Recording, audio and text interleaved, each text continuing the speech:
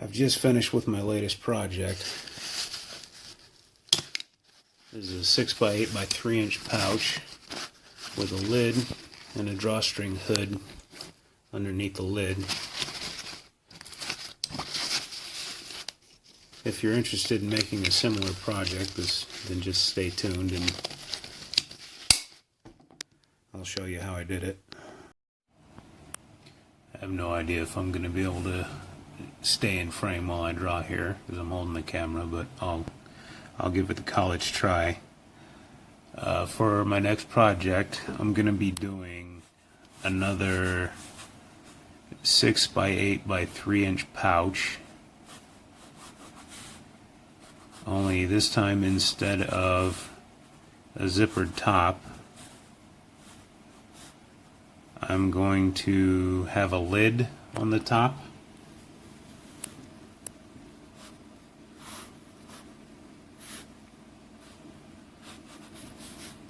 And probably what I'm going to do is have some sort of a drawstring collar at the top.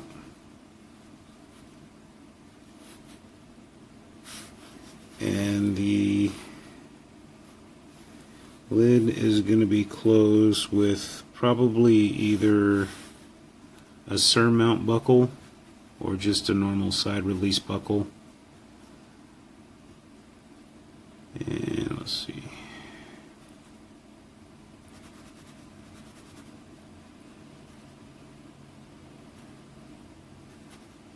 I think you get the idea. And it's going to be adjustable.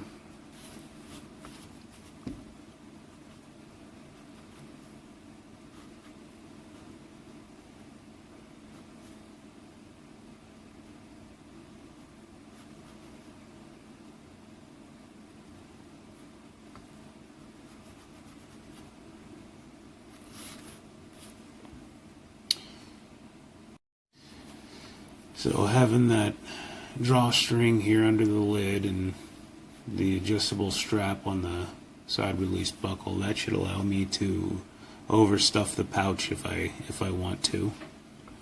Now, to do this project, I've looked at a few different bags and considered a few options, and I think what I'm going to do is we're going to have a front panel and we're going to have a back panel, and then we're going to attach the two with one long strip of fabric.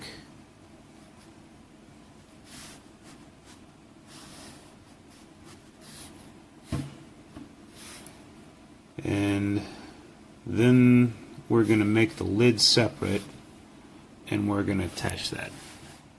So if we're looking at a side view of the pouch, the lid would probably attach the top here, and that would be our side release buckle, and it would probably come at an angle, something like that. I mean, I was considering a few different ammo pouches and butt packs and things that I was looking at, and there is the possibility of making it all one pattern and just cutting the lid out as part of the pattern of the entire setup. But the thing is, when we attach the collar, it's going to be a lot easier to basically first make one big bucket.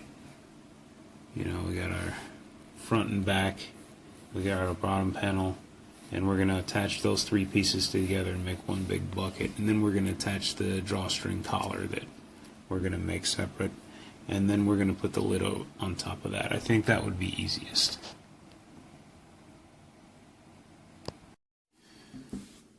So the first few pieces of material that we need to cut our front and back panel, and these are going to be 8 inches by 6 inches,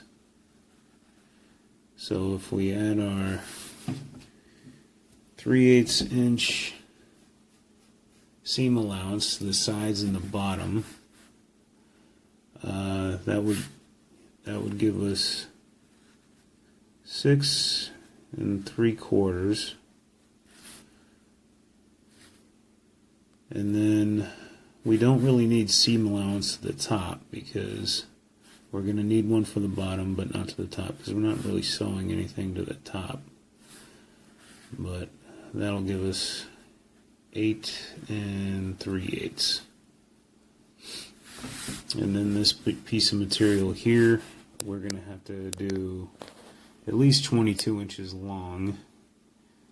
We're going to need 3 3/4 by at least 22 inches long. We might as well make it as long as we can.